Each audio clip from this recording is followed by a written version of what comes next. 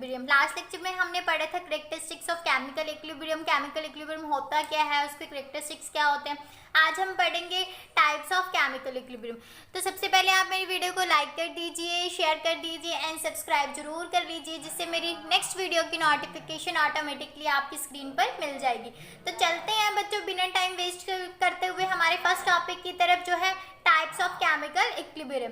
तो देखो बच्चों, टाइप्स ऑफ इक्विलिब्रियम है जो केमिकल, वो फर्दर टू पार्ट्स में डिवाइड होता है। First one is homogeneous and second one is heterogeneous. तो देखो होमोजीनियस इक्विलिब्रियम क्या होता है? The equilibrium reaction in which all the reactants and products remains in the same phase is called homogeneous. It means क्या होता है? देखो जहाँ पर हमारे पास रिएक्टेंट एंड प्रोडक्ट दो सेम या सिंपल स्टेट में प्रेजेंट होंगे, वो क्या हो जाएगा? होमोजीनियस। दैट मीन्स मान लो H2 है, ये गैसियस स्टेट में है, ठीक है, ये भी इधर प्रोडक्ट में है, सॉरी रिएक्टेंट है तो गैसियस है, और जब ये यहाँ से प्रोडक्ट में बना तो ये प्रोडक्ट बना है तो भी ये गैसियस में ही हमें शो हो रहा है, ठीक है।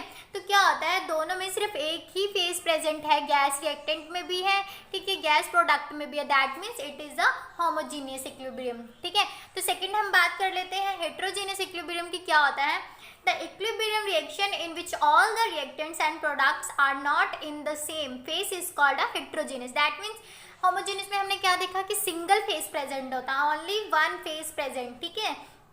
और हेटेरोजीनियस में क्या होता है? डिफरेंट फेजेस प्रेजेंट होते हैं हमें, ठीक है। रिएक्टेंट एंड प्रोडक्ट की जो स्टेट्स होती है उसमें डिफरेंट फेजेस होते हैं।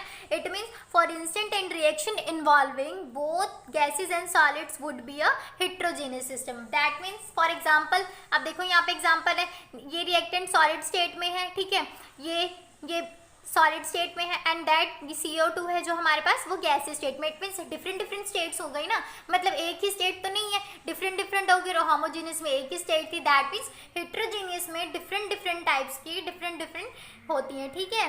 क्या होती हैं? हमारी रिएक्टेंट एंड प्रोडक्ट की जो स्टेट्स होती हैं। डन। अब हम बात कर लेते हैं लॉ ऑफ केमिकल इक्विलिब्रियम की।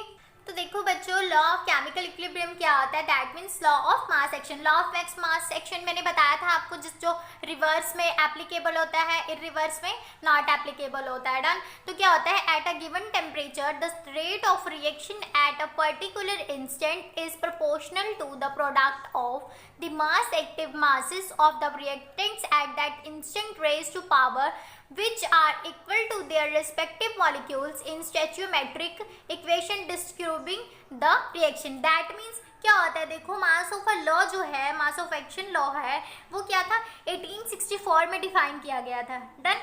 ये लॉ क्या कहता है? मान लो कोई भी केमिकल रिएक्शन हमें दी हुई है, ठीक है, प्रोडक्ट दे रहा है उसमें, वो वहाँ पर क्या होगा, जो रेट है और जो रिएक्टेंट के जो रेट है वो रिएक्टेंट के कंसेंट्रेशन पर डिपेंड करता है। डन। तो मैंने बताया था आपको मास ऑफ लॉ इक्विलिब्रियम पर एप्लीकेबल होती है, अभी मैंने आपको बताया जैसे इन दैट केस। तो इस केस में क्या होता है, जो भी कंसेंट्रेशन है उस पर पावर क्या लगेगी? स्टैच्यूमेट्रिक, ठीक है, मतलब जितनी भी कंसेंट्रेशन, जैसे मान लो रिएक्शन हमें दी हुई है CO2, ठीक है, इसके ऊपर हम पावर लगा देते, तो जो ये चीज़ दी होती है ना, जो पावर होती है, इसको बोलते हैं हम स्टैच्यूमेट्रिक। डन। तो इट इज कॉल्ड, तो जो इसके स्टैच्यूमेट्रिक जो कोफिशिएंट इसमें होती है, ठीक है, पावर में जितनी जो भी लगाया जाता है, AB हो गया, NM हो गया, W, मतलब कोई भी अल्फाबेट हम चूज करते हैं ना तो लगाते हैं, तो that means it is called a action of law, ठीक है। अब हम बात कर लेते हैं इसकी रिएक्शन की, आपको क्लियर हो जाएगा। देखो इसमें क्या है, A है हमारे पास, ठीक है, B है, तो that means they are active और molar concentration of reactants A and B, ठीक है। अब N भी दिया है मैंने और M भी दे रखा है, ठीक है। दैट मीन्स क्या हो जाएगा, ये are the stoichiometric coefficient of the reaction A and B। That means according to law of mass action, मान लो, ठीक है, मैंने लिया rate of forward directly proportional to A, हमारे पास रिएक्टेंट है, ठीक है, एंड ये भी रिएक्टेंट है, तो N, ये जो N है ये हमने क्या लिया? स्टैच्यूमेट्रिक। इसको हम बोलते हैं, जो पावर में आती है वो होती है स्टैच्यूमेट्रिक, ठीक है। Reversible rate of backward directly proportional to, अब ये तो रिएक्टेंट था एंड दैट इज प्रोडक्ट, और मैंने बताया आपको जब रिएक्टेंट से प्रोडक्ट में, प्रोडक्ट से रिएक्टेंट में होता है तो ये वाला साइन लगता है। दैट मीन्स जब रेट ऑफ रिएक्शन क्या होगी, डायरेक्टली प्रोपोर्शनल होगी AB के, that means it is a stoichiometric, मैंने बताया अभी। तो क्या हो जाएगा ये rate of forward is equal to K1। K क्या होता है बच्चों, देखो कोफिशिएंट होता है, ये कांस्टेंट होता है। द प्रोपोर्शनल क्या होता है, the proportionality constant K is known as rate constant, ठीक है। तो दैट मीन्स देखो केमिकल इक्विलिब्रियम अगर लगा कर देखें, यही रिएक्शन केमिकल इक्विलिब्रियम में क्या होती है, एट इक्विलिब्रियम में देखो rate of forward is equal to rate of backward, equal हो जाएगी ना, क्योंकि ये इधर से रिएक्टेंट से प्रोडक्ट में भी जाएगी, प्रोडक्ट से रिएक्टेंट में भी आएगी। रीअरेंजिंग द अबव रिएक्शन, हम इसको रीअरेंज करेंगे। K1 मैंने बताया आपको कांस्टेंट होता है प्रोपोर्शनैलिटी में, ठीक है, A फिर N, ठीक है। ये क्या हो गई हमारे पास, इसकी पावर है, दैट मीन्स स्टेचियोमेट्रिक, B स्टेचियोमेट्रिक, ठीक है, इज इक्वल टू K1 यहाँ लिया था, K2 हो गया, 2 है reactant and that is product, done. अब इसको हम कोफिशिएंटली कैसे लिखते हैं इक्विलिब्रियम में, K1 बाय K2 C, जो भी हमारा प्रोडक्ट होता है बच्चों वो नॉमिनेटर में आता है, जो रिएक्टेंट होता है वो डिनोमिनेटर में आता है, that means product by reactant. Finally क्या हो जाएगा, KC कांस्टेंट है K1 by K2, rate of forward reaction by rate of backward reaction is equal to constant forward and constant backward.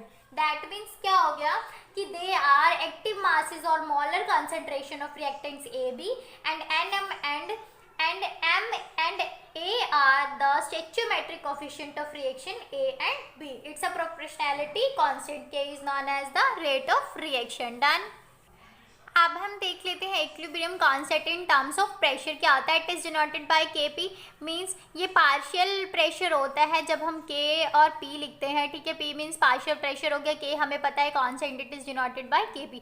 Partial pressure number of moles into total pressure total mass, ठीक है, ये इसका total हो जाएगा, done. अब हम rate of reaction देख लेते हैं, आपको क्लियर हो जाएगा।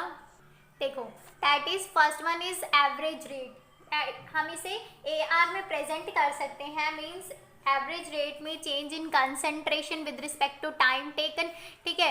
D हमारे पास डेल्टा है, डेल्टा C, ठीक है, बाय अपॉन डेल्टा T, ठीक है। अब सेकंड है हमारे पास DC मैंने बताया delta C is equal to final concentration upon initial concentration. Third one is delta T is equal to final time upon initial time. For instantaneous में क्या हो जाएगा, रेट ऑफ लिमिट इसकी क्या हो जाएगी, लिमिटेशन जो होंगी, delta C with respect to delta T is equal to delta C with respect to delta D, dt 0 के अप्रॉक्स हो जाएगी। दैट मीन्स क्या होता है, ओवरऑल रिएक्शन में जो भी कोफिशिएंट है उसे डिवाइड कर दो तो रिएक्टेंट और नेगेटिव का साइन आ जाता है, ठीक है। रिएक्टेंट में नेगेटिव का साइन आ जाएगा और प्रोडक्ट जो होगा वो किसका साइन, उसमें हम प्लस का साइन लगा देंगे, ठीक है। मैं आपको ये आगे करके दिखाऊंगी, ये आपको हो जाएगा। और इंस्टेंटेनियस में क्या होता है, डेल्टा की जगह पर बस D लगाना होता है। एग्जाम्पल देकर समझाती हूँ, ये देखो क्या है, ये overall rate of reaction, rate of forward reaction, ठीक है, upon rate of backward reaction at equilibrium the overall rate of a reversible reaction become 0। मैंने बताया आपको, ठीक है। अब क्या है, ये A है plus BB, it's a reactant and that is product. Overall में क्या होगा, 1/A डेल्टा A, ठीक है, with respect to delta T is equal to minus, ये हमने अभी मैंने आपको बताया था जब वो मैं करवा रही थी, तो मैंने आपको क्या कहा था कि रिएक्टेंट जो होगा उसमें क्या हो जाएगा, माइनस का साइन लग जाएगा, और जो प्रोडक्ट है वो जब हम इक्विलिब्रियम लिखेंगे कांस्टेंट में तो उसको हम पॉजिटिव, ये प्लस का साइन हो जाएगा, डन। तो ये क्या हो गया माइनस, ठीक है, 1/AP, ठीक है, रिएक्टेंट ये भी है, यहाँ पे भी माइनस आएगा, और फिर 1/B delta B by delta T, ठीक है। उसके बाद minus plus 1/C delta C upon delta T is equal two plus, ये ऐसे ऐसे करके कंप्लीट हो जाएगी। और मैंने आपको अभी बताया है ओवरऑल में तो ऐसे होगा, और इंस्टेंटेनियस में क्या हो जाएगा, बस डेल्टा की जगह पे हम दैट मीन्स इस जगह पे डेल्टा इसको बोलते हैं ना, डेल्टा की जगह पे जो ट्रायंगल की शेप में होता है इट इज कॉल्ड डेल्टा, उसकी जगह पे हम D लगा देंगे, डन। ये रिएक्शन है। तो आपको मेरी आज की वीडियो कैसी लगी, आप मुझे लाइक कमेंट करके ज़रूर बताएं। कोई भी डाउट है आप मुझसे कमेंट में पूछ सकते हैं, मैं आपको जवाब ज़रूर दूंगी। एंड अगर आपने मेरे वीडियो को सब्सक्राइब नहीं किया अब तक तो सब्सक्राइब जरूर कर लें, जिससे क्या होगा कि आपको मेरी नेक्स्ट वीडियो की नोटिफिकेशन ऑटोमेटिकली आपकी स्क्रीन पर आपको मिल जाएगी। Thank you.